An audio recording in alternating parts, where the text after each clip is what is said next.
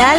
¿Y saben qué? Seguimos conversando, Karin, sobre temas muy, pero muy importantes, sobre todo para nuestra salud. Exactamente, hoy recordemos que es el Día Mundial de la Diabetes, en que no se trata de celebrar, se trata de entender y de concientizarnos respecto a esta enfermedad que, Carolina, déjame contarte, que ataca al 10% aproximadamente de la población mundial. Sin embargo, Caro, hay otro dato que es bastante importante: ser prediabético, como comúnmente se le dice, o insulino resistente, ataca al 30% de la población mundial. Oye, son porcentajes muy altos que vamos a entender ahora porque vamos a conversar. Ya está con nosotros en estudio nuestra nutricionista que nos ha acompañado en otras oportunidades también de Bupa Sport, a Yael Toporovich. Yael, bienvenida. Muchas gracias por la invitación de estar aquí hoy día en este día conmemorativo tan importante que es el Día de la Diabetes. Así es. Felices, Yael, de nosotros tenerte y también aterrizar este tema con mitos, con qué significa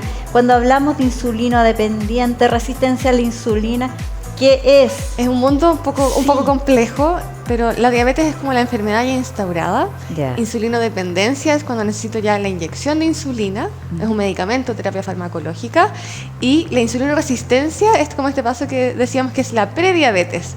Es una condición, no es una patología propiamente tal, es como más un síndrome, en donde mi cuerpo no es tan sensible a la glucosa, a la insulina para poder ingresar la glucosa al cuerpo. Entonces mi cuerpo necesita más insulina, pero se llama resistencia a la insulina, y ahí es donde tenemos que tener algunos cuidados para poder revertirla. Yael, a ver, quisiera como entenderlo y que el público también lo entendiera bien didácticamente. Nuestras células se alimentan de nuestra glucosa, ¿verdad? Pero para que esa glucosa entre a la célula y la alimente, tiene que haber insulina. Es como la célula es una casa, y la insulina es la llave.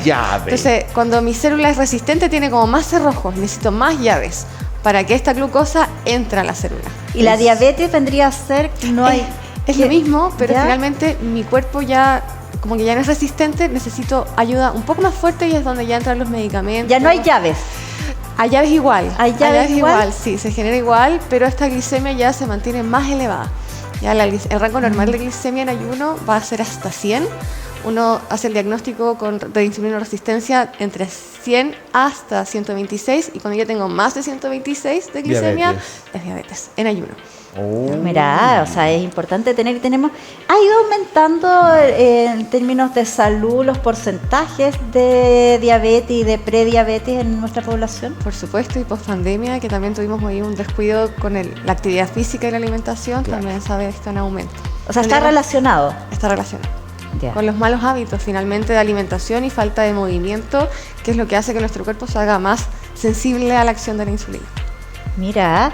Oye, sí, fíjate que estaba leyendo unos datos y dice que aparte del 10% de la población que es diabética, el 87% de la población es sedentaria. O sea, 9 de cada 10. 9 de cada 10, qué tremendo. Y la verdad es que es real. O sea, lo podemos ver. No es que sea un dato y una estadística lejana, sino lo podemos percibir nosotros. 9 de cada 10 personas son sedentarias.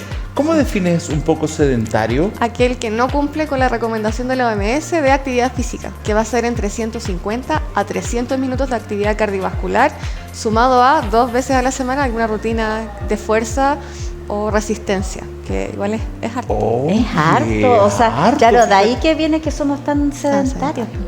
Oye, Yael, en términos de alimentación, nosotros podríamos prevenir una prediabetes o una diabetes. Por supuesto, al final los buenos hábitos de alimentación, que es incluir frutas y verduras, cereales ojalá integrales, proteínas de buena calidad, grasas de buena calidad, sumado al movimiento del cuerpo, va a hacer que no desarrollemos ni resistencia a la insulina ni posteriormente diabetes. Mira, oye, qué increíble. Y si pudiéramos tener, o sea, ya, por ejemplo, ya nos detectaron que tenemos esa prediabetes, ¿con una dieta podríamos revertirlo y no llegar a tener diabetes? Exactamente, yo siempre les digo a los pacientes con resistencia a la insulina que esta es como la alerta. Si tomamos conciencia, si hacemos cambios de alimentación en los horarios, en las cantidades, en el tipo de alimentos, podemos revertir, como devolver al estado normal. Pero si esto progresa y no lo cuido, ya soy diabético, y ahí puedo ser un diabético compensado o descompensados, pero ya no puedo volver atrás. Exactamente. Claro. Oye, ni siquiera una de estas operaciones gástricas te regresa. Sí, o sea, ahí por supuesto que hay una baja de peso muy rápida y eso hace que se revierta un poco a ciertas condiciones, pero si ya era diabético siempre voy a tener que seguir en control finalmente. Ya, solo que no vas a ingerir tanto, por lo tanto no se te va a subir el azúcar. Exactamente, ahí vas a tener como la alimentación ya cuidada, entonces... Claro. Exactamente. Oye, cuando hablamos de qué alimentos sí, qué alimentos no, yo sé que esta parte es la más pesada. La más pesada. Sí, es la más difícil. Es la más difícil. Cuando hablamos de dieta ya ahí no se nos cambia la cara. Nos ponemos un poco más tristes, sí. Pero por supuesto que cuidar las porciones de alimentos que sean ricos en azúcares, pasteles, chocolates, dulces, evitar bebidas azucaradas, por ejemplo. ¡Ay, no, mi cabezazo! Pensando en los chocolates y los pasteles. Sí. Todas esas cosas, por supuesto que en una frecuencia menor, que no sean de consumo habitual. Siempre digo, la torta de cumpleaños es la torta de cumpleaños, claro. Como una vez al año, pero que no sea parte fundamental de nuestra dieta todos los días, porque sí. si no, por supuesto que el riesgo de resistencia a la insulina aumenta un montón. ¿Sirve cuando nosotros aplicamos, por ejemplo, edulcorantes o bebidas que son bajas en azúcar?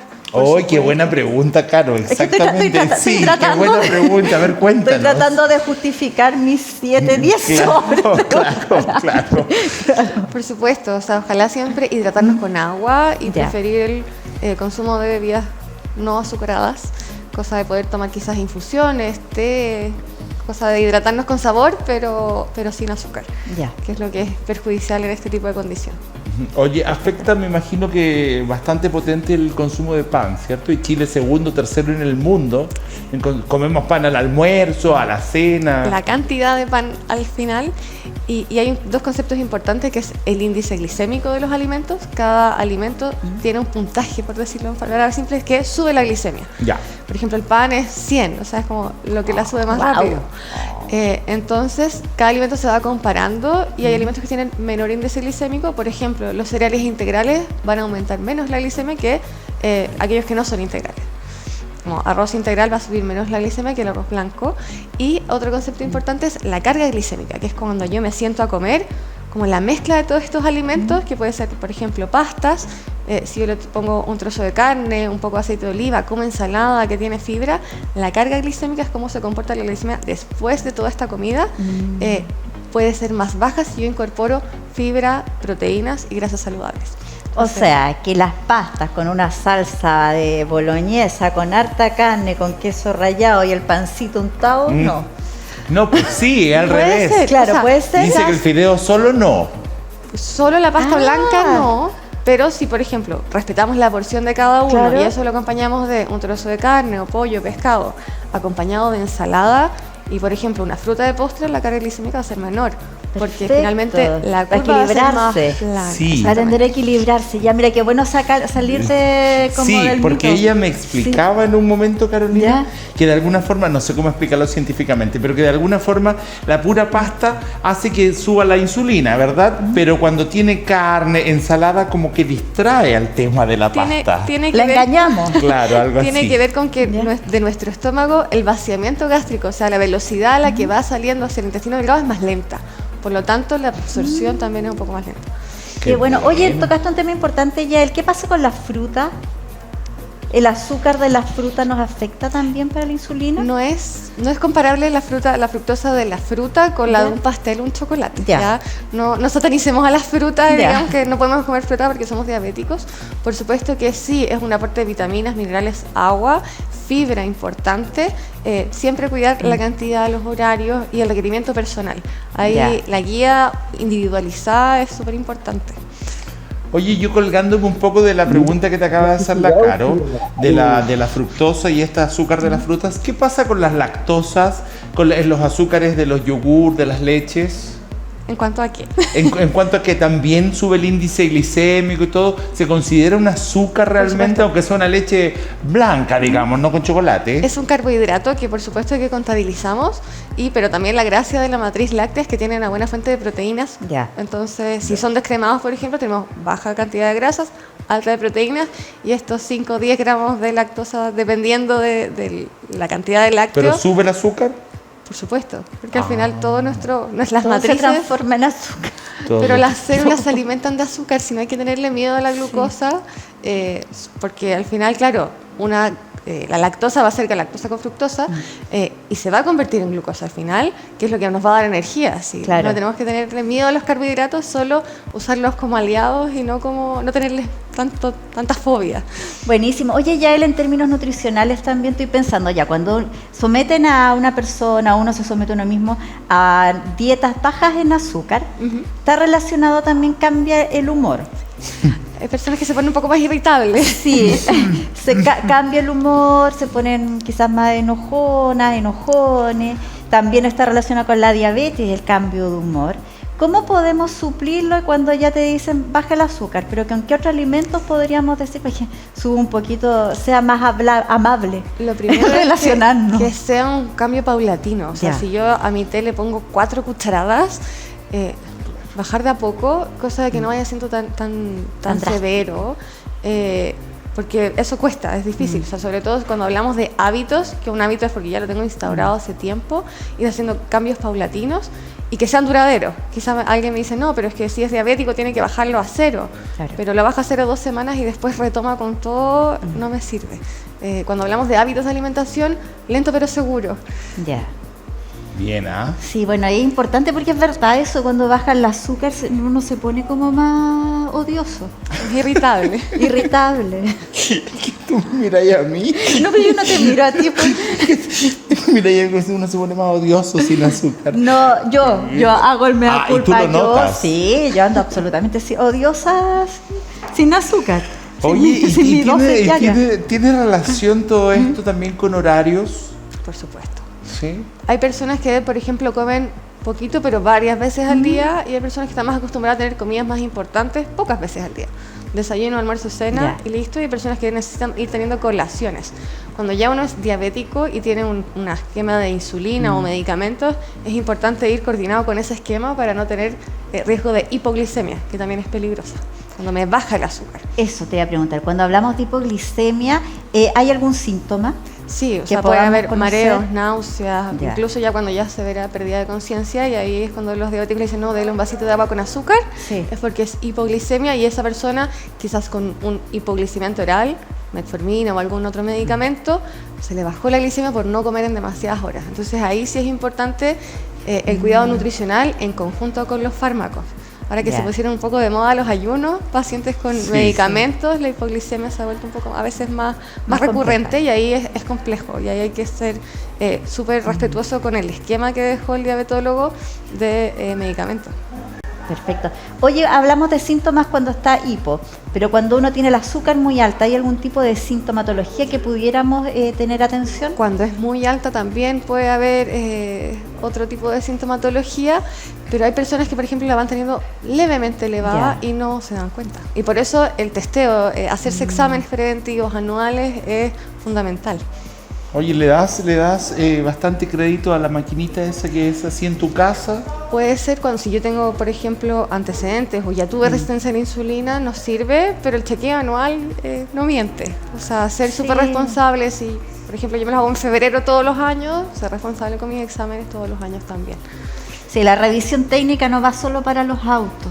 Así es. Debiera hacerse Caro, también.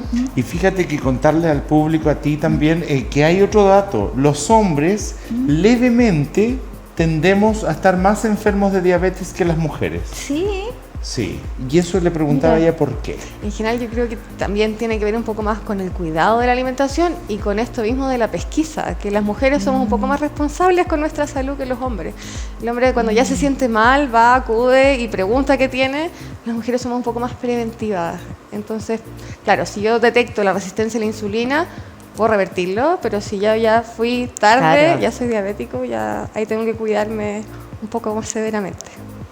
Oye, qué importante. Y la relación con el ejercicio también me llama la atención. O sea, pudiendo tener una dieta y el ejercicio que hace que gastemos más, al gastar más energía, tiende a regularse el azúcar. ¿O exactamente. Gastamos más energía, pero también hace que esta casita, la célula, sea más sensible. Ya no necesita 3 llaves, necesita 2.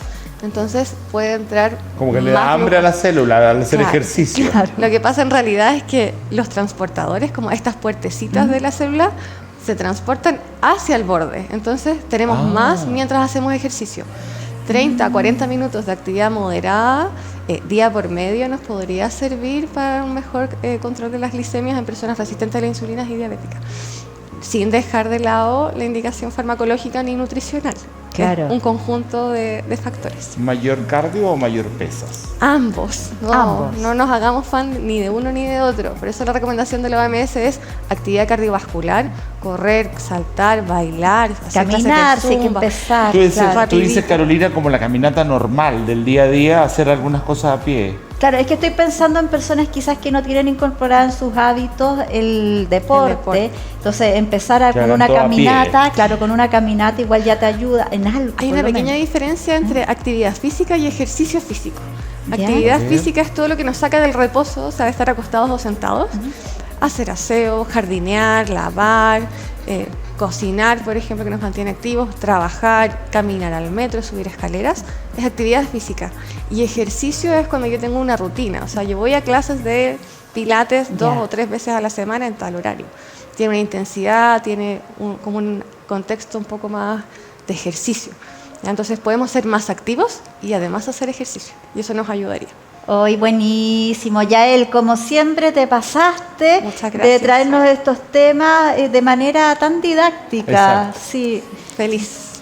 Gracias por estar hoy día con nosotros. Ojalá que les haya quedado también súper claro a la gente en sus casas todo esto, porque en el fondo, Yael, las entrevistas y todo lo hacemos aquí para que la gente se pueda ir guiando mejor con consejos de los profesionales. Gracias. Muchas gracias. Muchas gracias. Que esté muy bien. Y seguimos acá nosotros también con Tu Conexión Matinal.